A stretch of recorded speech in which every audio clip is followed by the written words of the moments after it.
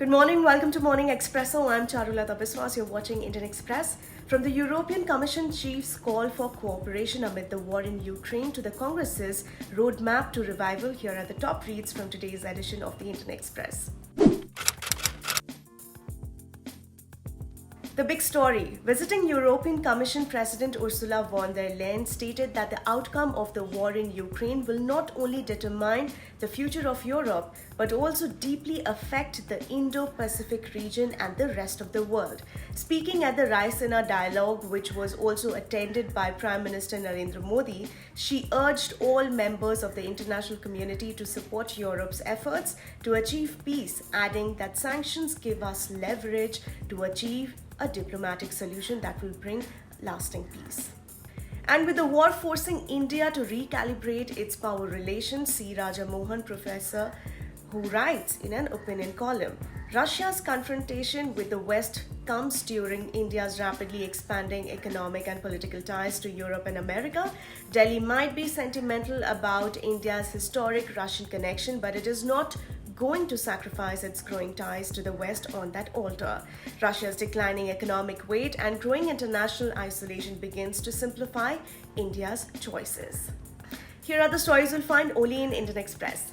In an interview with the Indian Express, Confederation of Indian Industry President and Tata Steel CEO and MD TV Narendran stated that greater alignment between the centre and states and policy stability are very important to encourage investments in the country. His remarks come at a time when centre-state relations have been strained over revenue and economic issues. Let's have a look at the front page. Billionaire Elon Musk has reached an agreement to acquire Twitter for approximately $44 billion. While Twitter initially put up a poison pill defense against the hostile takeover, the board went into negotiations after the Tesla co-founder announced he had secured funding. Musk has stated that he wants to buy Twitter to unlock its potential as a platform for free speech. The farm mandis announced across West Bengal in 2012 were meant to burnish the Trinamool Congress government's pro-farmer credentials. 10 years later, the spaces with modern amenities meant to provide a platform for farmers to deal directly with buyers with the hope of getting them with the proper price for commodities now house shops and even a local MLA's office. In most Krishak bazaars, farmers and dealers complain of the wrong location. Here are the must-reads.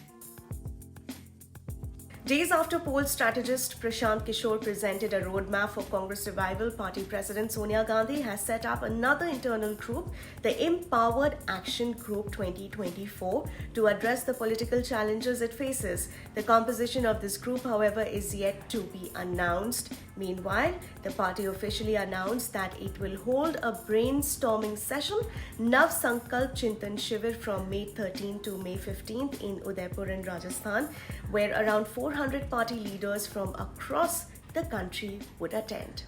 And BSP President Mayawati's nephew Akash Anand has hit the ground running in Rajasthan as the party gears up for the assembly election scheduled for next year. After a rout in the Uttar Pradesh elections where the party only managed to win a single seat, the BSP chief had tasked Akash with visiting different parts of the state to collect truthful progress reports on the activities of the party and encourage youth workers. He's a good listener, said a BSP leader who did not want to be identified. He interacts with workers too, apart from office bearers. Meanwhile, the Tamil Nadu Assembly passed two bills on Monday that seek to transfer the governor's power in appointing vice-chancellors of 13 universities to the state government, currently led by the DMK. We explain the highlights of these two bills and how other states are also trying to curtail the governor's role in appointing VC.